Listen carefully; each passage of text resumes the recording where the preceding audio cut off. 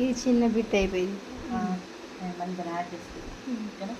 ఇలాగా మడుచుకొని ఇట్లా కొంత దూరానికి వచ్చిన తర్వాత ఇలాగండి ఇలాగా ఇట్లా వస్తే ఇప్పుడు మనం అమ్మవారికి కట్టడానికి కూడా షోల్డర్ దగ్గర కరెక్ట్గా మనం శారీకి ఎట్టయితే పిన్ని పెట్టుకుంటామో అలాగా ఇప్పుడు ఒక చిన్న కుట్టు వచ్చేస్తుంది.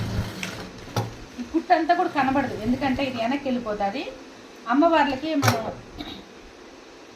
ఎలాగైనా వాళ్ళు నగలు అలంకరిస్తారు కాబట్టి ఈజీగా ఆ కుట్టు కూడా కనబడితే చాలా నీట్గా ఉంది. వాళ్ళు పుట్టినప్పుడు అమ్మవారికి వేసిన విగ్రహాలు ఫోటోలు కూడా పెట్టారు, మన కుట్టించినటివి.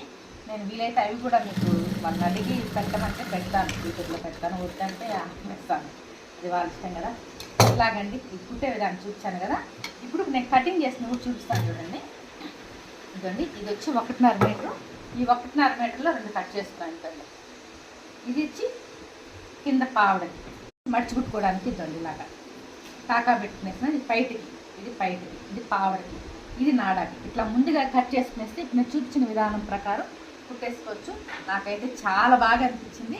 ఈ స్వామి వాళ్ళు కూడా చాలా హ్యాపీ ఫీల్ అవుతున్నారు, బాగా కుట్టారమ్మా, ఎవరు కుట్టేది ఇలాగా అనేసి. ఓకే న్యూస్ అయితే చూడండి. బాయ్.